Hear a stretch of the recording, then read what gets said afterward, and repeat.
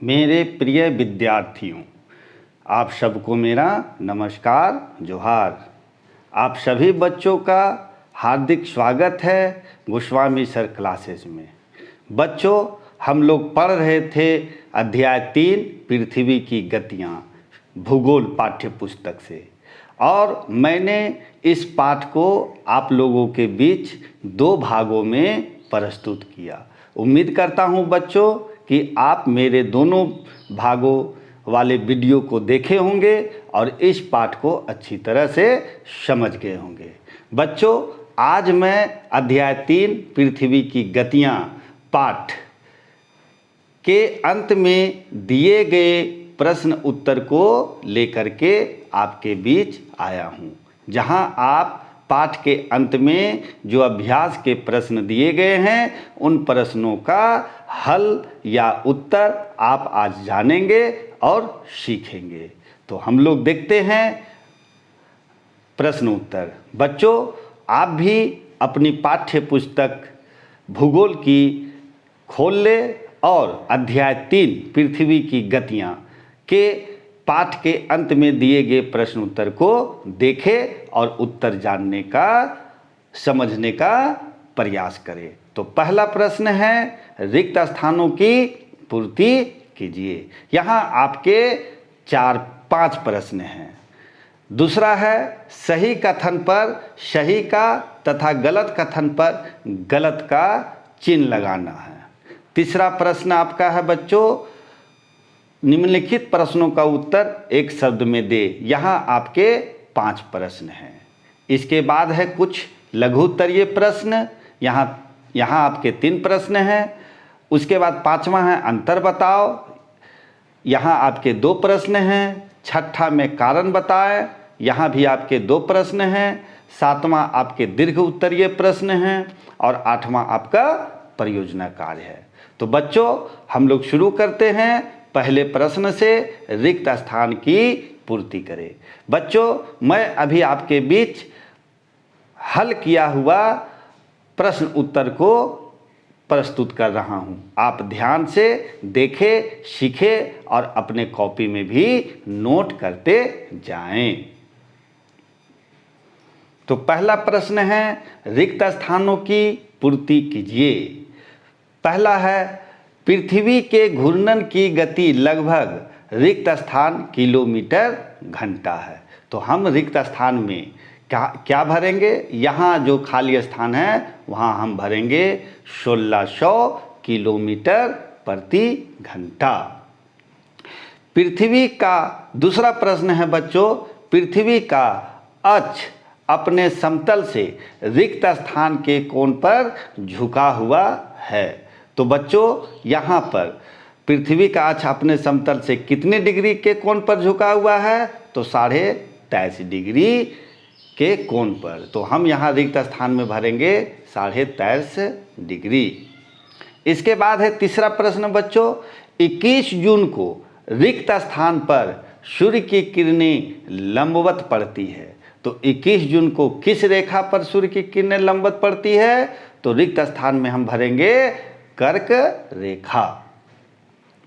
चौथा प्रश्न है बच्चों, लीप वर्ष में रिक्त स्थान दिन होते हैं। तो लीप वर्ष में कितने दिन होते हैं? तो आपका जवाब होगा 366 दिन। तो रिक्त स्थान में हम भरेंगे लीप वर्ष में 366 दिन होते हैं।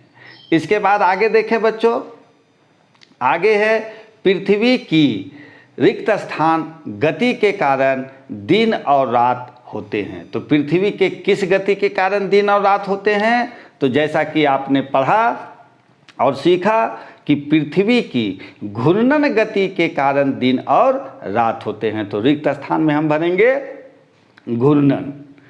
ठीक है बच्चों, उम्मीद है आप रिक्त स्थानों को समझ गए। अब आइए हम दूसरे प्रश्न की ओर चलते हैं।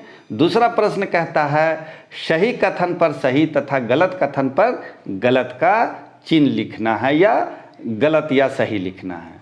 तो पहला है, पृथ्वी की वार्षिक गति के कारण दिन और रात होते हैं, सही या गलत। तो जैसा कि आपने पढ़ा है कि दिन रात होने का कारण घूर्णन गति है, जबकि वार्षिक गति कहा जाता है परिक्रमण गति को, और परिक्रमण गति वार्षिक गति, जबकि घूर्णन गति को दैनिक गति कहा जाता है। इसलिए यह प्रश्न कहता है कि पृथ्वी की वार्षिक गति के कारण दिन और रात होते हैं, तो यहाँ हम लिखेंगे गलत। दूसरा है पृथ्वी की दैनिक गति को ही घूर्णन गति कहते हैं, तो जैसा भी हमने बताया कि घूर्णन गति को ही दैनिक गति भी पृथ्वी का कहते हैं, तो यह सही होगा। तीसरा, वर्ष 2014 एक लीप वर्ष था, सही या गलत, तो यह गलत है। चौथा, 21 मार्च को पूरी पृथ्वी पर दिन रात बराबर होते हैं, सही या गलत, तो इसका उत्तर होगा सही। पांचवा, पृथ्वी का परिक्रमण कक्ष दीर्घवृत्ताकार है, सही या गलत, तो आपने पढ़ा कि परिक्रमण कक्ष कैसा है, दीर्घवृत्ताकार, तो यह सही है, तो हम यहाँ लिखेंगे पृथ्वी का परिक्रमण कक्ष दीर्घवृत्ताकार है, सही। आगे बच्चों, तीसरा प्रश्न आपका है, निम्नलिखित प्रश्नों का उत्तर एक शब्द में दे। पहला है, पृथ्वी की गति कितने प्रकार की होती है, तो उत्तर लिखेंगे पृथ्वी की गति 2 प्रकार की होती है, पहला घूर्णन गति और दूसरा परिक्रमण गति। आइए बच्चों, तीसरा प्रश्न के हम दूसरे प्रश्न की ओर चलते हैं। दिन और रात पृथ्वी की किस गति के कारण होता है, तो उत्तर लिखेंगे दिन और रात पृथ्वी की घूर्णन गति के कारण होता है। तीसरा प्रश्न है, 4 प्रमुख ऋतु कौन कौन हैं, तो हम उत्तर लिखेंगे 4 प्रमुख ऋतुएं गर्मी, सर्दी, वर्षा और शरद ऋतु। आइए बच्चों, अब हम चौथा प्रश्न की ओर चलते हैं। चौथा प्रश्न है, पृथ्वी को सूर्य की एक परिक्रमा पूरी करने में कितना समय लगता है, तो उत्तर लिखेंगे पृथ्वी को सूर्य की एक परिक्रमा पूरी करने में 365 दिन, 5 घंटे और 48 मिनट और 36 सेकेंड लगता है। तो याद रखेंगे बच्चों, पृथ्वी को सूर्य की एक परिक्रमा पूर्ण करने में 365 दिन, 5 घंटे, 48 मिनट और 56 सेकेंड लगता है। आइए बच्चों, अब हम 5वां प्रश्न देखते हैं। ऋतु परिवर्तन पृथ्वी की किस गति के कारण होता है, तो जैसा कि आपने पढ़ा कि घूर्णन गति के कारण दिन और रात तथा परिक्रमण गति के कारण ऋतु परिवर्तन होता है, तो उत्तर लिखेंगे ऋतु परिवर्तन पृथ्वी की परिक्रमण गति के कारण होता है। तो ये था बच्चों आपका तीसरा प्रश्न। आइए अब हम चौथे प्रश्न की ओर चले, जहां आपके लघु उत्तरीय प्रश्न हैं, जिसका उत्तर हमें संक्षेप में लिखना है। तो पहला आपका पाठ्य में जो प्रश्न है वह दिया गया है, सूर्य पूरब में उगता है और पश्चिम में डूबता है, क्यों? तो इसका हम उत्तर लिखेंगे पृथ्वी की घूर्णन गति पश्चिम से पूरब की ओर होती है। चूँकि हम भी पृथ्वी के साथ घूमते हैं, इसलिए हम इसकी गति को महसूस नहीं कर पाते और ऐसा प्रतीत होता है कि पृथ्वी स्थिर है। सूर्य इसके विपरीत दिशा अर्थात पूर्व से पश्चिम की ओर गति करता है। यही कारण है कि सूर्य पूरब में उगता है और पश्चिम में डूबता है। तो ये था बच्चों चौथे प्रश्न का पहला नंबर। अब आइए चौथा प्रश्न का दूसरा देखते हैं। लीप वर्ष क्या है? तो प्रत्येक चौथे वर्ष में 366 दिन तथा फरवरी 29 दिन का होते हैं, इसे लीप वर्ष कहते हैं। प्रत्येक वर्ष में 365 दिन 1/4 दिन होते हैं। कहने का अर्थ हुआ 365 दिन 6 घंटे होते हैं। सहजता के लिए या अपनी सुविधा के लिए एक वर्ष में सिर्फ 365 दिन लिए जाते हैं तथा 6 घंटा छोड़ दिए जाते हैं। जो 4 वर्षों में 24 घंटा अर्थात एक दिन के बराबर हो जाता है। इस कारण हर चौथा वर्ष लीप वर्ष होता है। तो ये था बच्चों दूसरा प्रश्न। अब आइए 5वें प्रश्न की ओर चले। अंतर बताएं। अंतर बताएं। तो पहला है घूर्णन गति और परिक्रमण गति। तो सबसे पहले हम देखते हैं घूर्णन गति के और परिक्रमण गति के अंतर में घूर्णन गति।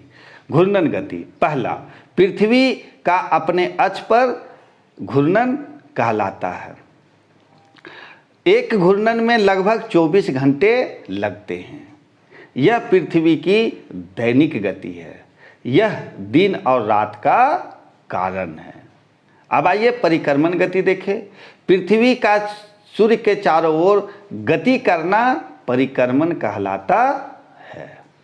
दूसरा, एक परिक्रमण में लगभग 365.1/4 दिन अर्थात 365 दिन 6 घंटे लगते हैं। तीसरा, यह पृथ्वी की वार्षिक गति है, जबकि घूर्णन गति दैनिक गति है, परिक्रमण गति वार्षिक गति है।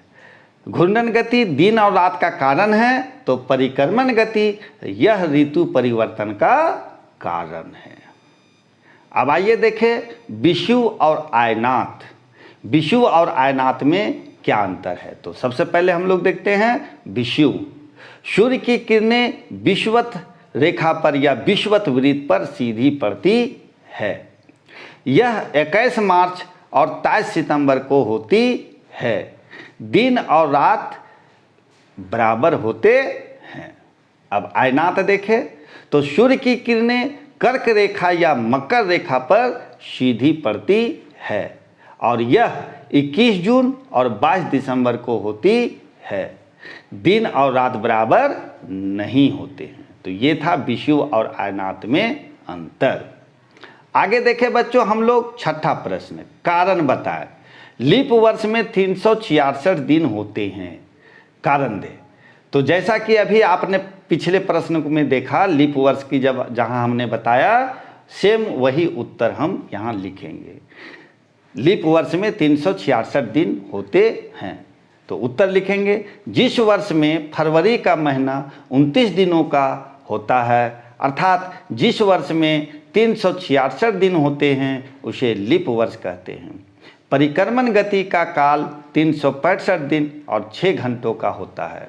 हम लोग अपनी सुविधा के लिए एक वर्ष में 365 दिन ही लेते हैं और 6 घंटे को छोड़ देते हैं। 4 वर्षों में ये 6 घंटे 6 गुने 4 बराबर 24 घंटा एक दिन के बराबर हो जाता है। इस कारण लीप वर्ष 366 दिन का होता है। आगे देखें दूसरा, ध्रुवों पर 6 माह का दिन और 6 माह का रात होता है, क्यों। उत्तर, जब सूर्य की किरणें कर्क रेखा पर सीधी पड़ती है तो दक्षिणी ध्रुव के निकटवर्ती क्षेत्रों को कम गर्मी मिलती है।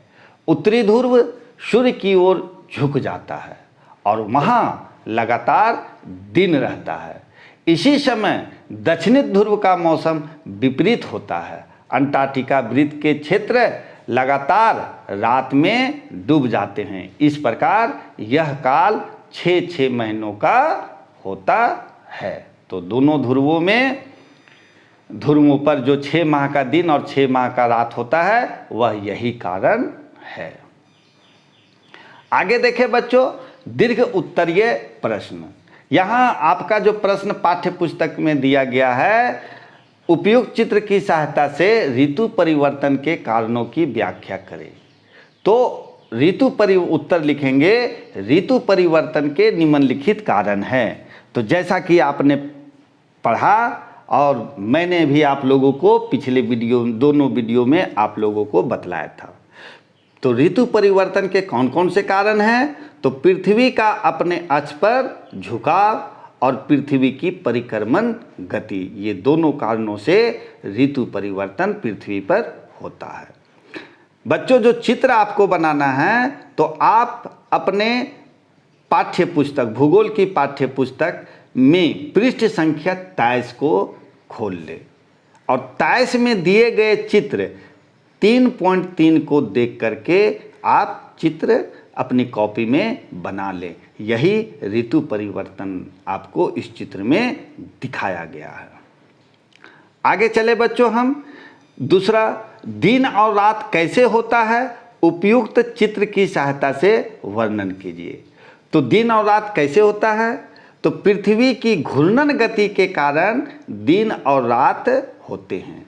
हम जानते हैं कि पृथ्वी की आकृति गोल है, इस कारण एक समय में सिर्फ इसके आधे भाग पर सूर्य की रोशनी प्राप्त होती है, अर्थात उस भाग पर दिन होता है जहां सूर्य की रोशनी प्राप्त होती है।